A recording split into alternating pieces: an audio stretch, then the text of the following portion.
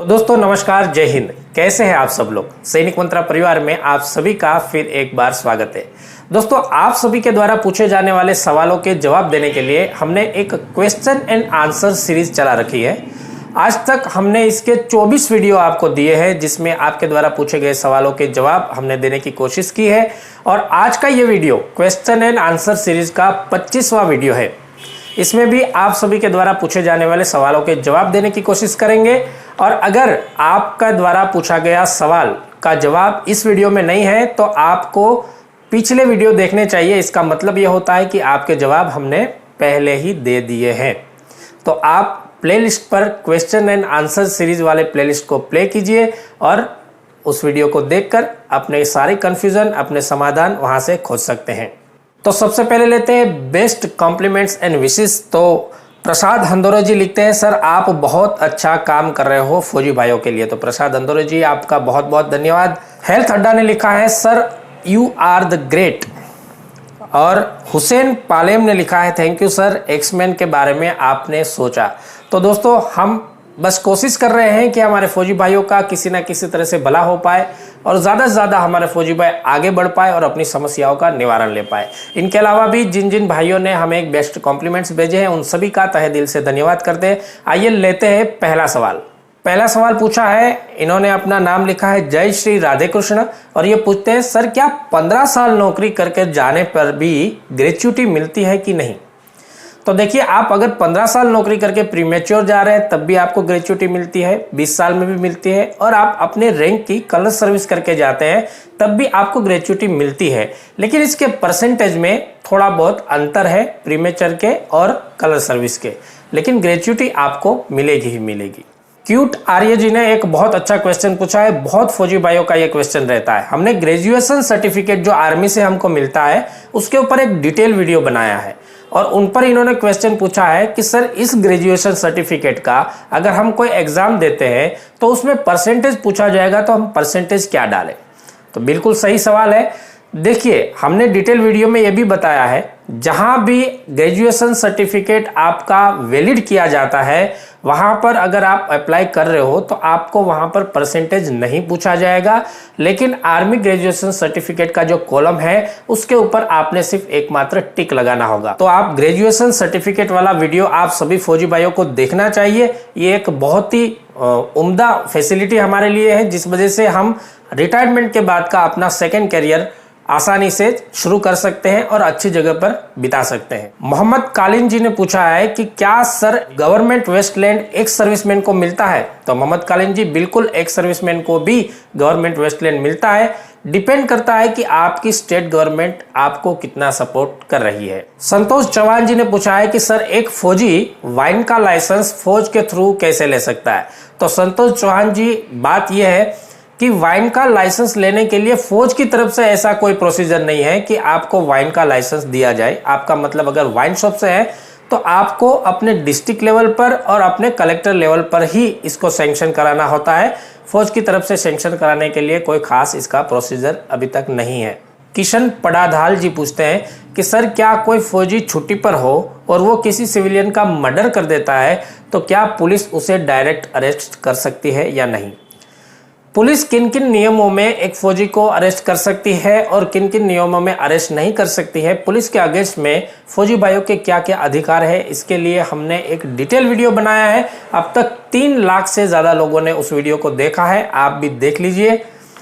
और आपके सवाल का जवाब यह है कि अगर कोई फौजी छुट्टी पर है और किसी सिविलियन का मर्डर कर देता है तो इस केस में पुलिस डायरेक्टली फौजी को अरेस्ट भी कर सकती है, क्योंकि ये एक गंभीर गुनाह में आता है। राम गोपाल जी ने एक बहुत ही अच्छा प्रश्न पूछा है। इन्होंने शेयर मार्केट से रिलेटेड प्रश्न पूछा है। दोस्तों, हमने इन्वेस्टमेंट को लेकर जितने भी तरीके हैं उन सभी तरीकों को हमारे फौजी भाइयों के लिए अवेलेबल कराया है। आप चैनल की प्लेलिस्ट में जाएंगे तो वहां पर आपको इन्वेस्टमेंट नाम का एक प्लेलिस्ट मिलेगा, आप उसको देखिएगा और उसमें share market, mutual fund, NCD और फिक्स डिपॉजिट जैसे सारे इन्वेस्टमेंट के जो प्लान हैं वो आपके लिए हमने अवेलेबल कराए हैं और आप लोगों ने उसको बहुत ज़्यादा प्यार दिया। तो राम गोपाल जी पूछते हैं कि सर शेयर मार्केट में शेयर बाय या सेल करने पर टैक्स किस हिसाब से लगता है। तो राम गोपाल जी, शेयर बाय और सेल करने पर आपको कोई टैक्स नहीं लगता है, लेकिन आप शेयर सेल करने के बाद में जो प्रॉफिट कमाते हो वो आपके ईयरली प्रॉफिट में माना जाता है और वो इनकम टैक्स के रूल के हिसाब से ही आपको उसके ऊपर इनकम टैक्स देना होता है। भगत राणा जी पूछते हैं कि सर अगर किसी जवान को छुट्टी पे इंजरी हो जाती है तो क्या उसको भी मेडिकल बोर्ड मिलेगा क्या? तो भगत राणा जी, रूल्स के मुताबिक छुट्टी पर जो इंजरी हुई है उसमें आपको मेडिकल बोर्ड नहीं मिलता है, लेकिन ये डिपेंड करता है कि आपका जो मेडिकल बोर्ड ऑफिसर है वो आपकी इंजरी का क्या रीजन दिखाते हैं, उसके ऊपर ये आपकी आगे वाली कार्रवाई डिपेंड करेगी। प्राची विरडिया जी ने पूछा है कि सर आप इन्वेस्टमेंट के बारे में और ज़्यादा वीडियो बनाएं। तो ये एक बहुत ही ज़्यादा अच्छी बात है कि आप इन्वेस्टमेंट के बारे में इतना ज़्यादा इंटरेस्ट ले रहे हैं। यूट्यूब में फौजी भाइयों से रिलेटेड चैनलों में हमारा एकमात्र सैनिक मंत्रा ऐसा परिवार है जिसमें हम फौजी भाइयों की प्रगति की बात करते हैं। इन्वेस्टमेंट से लेकर बिजनेस से लेकर हर एक आइडिया जो कि एक फौजी की जिंदगी को आगे बढ़ा सकता है उसके बारे में हम बात करते हैं और ज़्यादा से ज़्यादा कंटेंट हम उसके रिलेटेड लेकर आते हैं।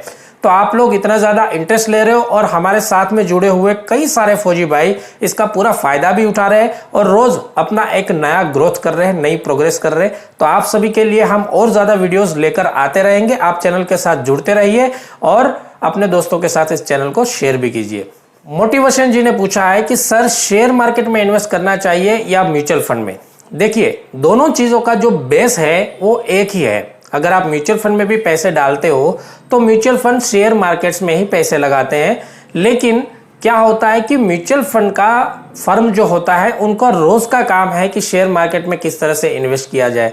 तो आप डायरेक्टली शेयर ना खरीदते हुए किसी म्यूचुअल फंड को खरीद रहे हो और आपके पैसे शेयरों में को लगने के बाद में आपको जो प्रॉफिट मिलता है तो म्यूचुअल फंड उनमें से उनका एक्सपेंस रेशियो यानी कि उनकी फी माइनस करके आपको वो प्रॉफिट के हिसाब से सालाना इनकम देते हैं। और शेयर मार्केट में क्या होता है कि आप डायरेक्टली अपने डीमैट अकाउंट से शेयर खरीदते हो जो आपके पसंद के शेयर है। तो ज़्यादा अगर पैसे की कमाई आप करना चाहते हो तो शेयर मार्केट बेस्ट है कि आप डायरेक्ट शेयर खरीदो, लेकिन इसके लिए थोड़ा बहुत नॉलेज होना ज़रूरी है। हमने पूरी प्लेलिस्ट दिखाई है और बार बार हम शेयर मार्केट से रिलेटेड वीडियो और उसके टिप्स भी आपके सामने लाते रहते हैं। अगर आप इनको फॉलो करेंगे तो आसानी से शेयर मार्केट से आप पैसे कमा सकते हो। संतोष चौहान जी पूछते हैं कि सर मैं फौज में हूं, मुझे अपने गांव की गायराना जमीन अपने नाम करनी है, तो किस तरह से मैं कानूनी प्रोसेस करके इसको अपने नाम कर सकता हूं? तो संतोष चौहान जी, मैं आपको बता देना चाहता हूं कि हमें जो गवर्नमेंट वेस्ट लैंड प्रदान की जाती है आर्मी की तरफ से, तो उसके लिए प्रावधान है कि गवर्नमेंट वेस्ट लैंड होनी चाहिए, गायराना जमीन नहीं।